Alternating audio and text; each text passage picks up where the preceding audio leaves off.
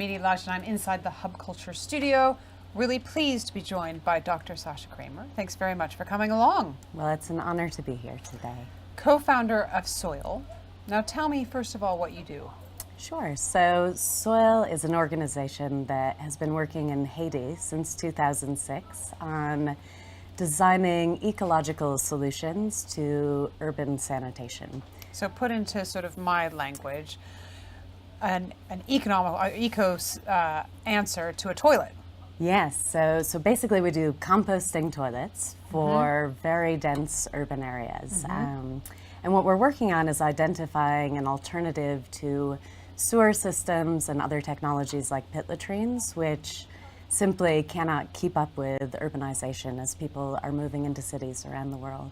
But I'm interested in the eco aspect because it sounds like it's not just a solution to make things easier, but it's actually a solution that could benefit the community and the land. Yeah, well, I think when people think about toilets, they just think about the toilet, but there's actually so much more going on there, and sanitation is actually linked to so many of the Sustainable Development Goals. So basically, as human beings, all of the nutrients we eat, we excrete, and if those are just going out into the water supply, then they can create major environmental and public health problems. But if we can find a way to safely treat that waste and reharvest those nutrients and get them back onto the soil where they came from, then they can actually be incredibly beneficial in food production, reforestation, climate mitigation. And then I think the other exciting thing about these toilets is that they don't use water. So this year at Davos, there's a global risk report that came out, and 3 of the 5 major risks that were identified were environmental ones. So natural disasters, climate change, and water scarcity.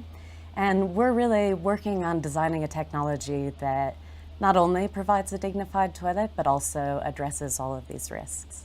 Tell me about how quickly you're seeing urbanization in Haiti.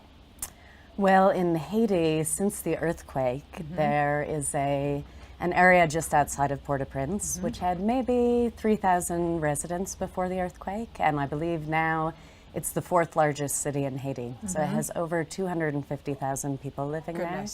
And this is very indicative of global trends. So right now, they estimate about 1 billion people worldwide are living in what are often referred to as slums or dense informal communities. And it's estimated that that's going to double by 2030.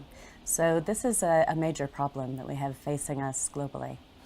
And it's obviously not just in Haiti, but as you mentioned, we're seeing a lot of migration. We're seeing climate migration, for example, in Bangladesh, in Africa. So in fact, as people move to the cities, these issues around sanitation and health become paramount, as well as I think on your card it mentions dignity as well. So the importance of bringing dignity to people, I think, can't be underestimated.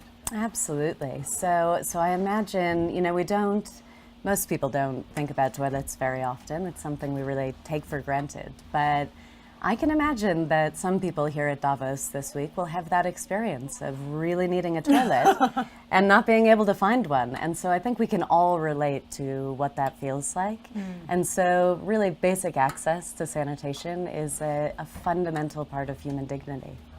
What would you like to see? What would if you were dreaming towards 2030, the end of the Sustainable Development Goals, where we've created this fantastic world for all, how does sanitation fit within that?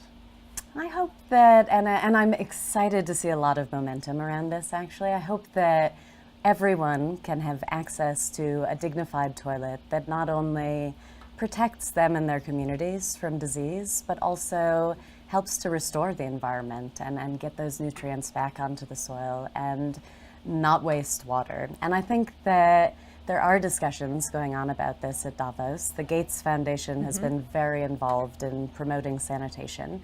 And they're working on the toilet of the future, which is going to be a waterless toilet that produces energy and fertilizer and is restorative to nature. And I think that although the work that they're doing, it'll be a long time before that's accessible to communities like the places we work in Haiti, I think it can really shift the aspiration, and so that we don't just think about a flush toilet when we think about a nice toilet. And I think it introduces the possibility that we'll live in a future where we don't flush our waste down the toilets.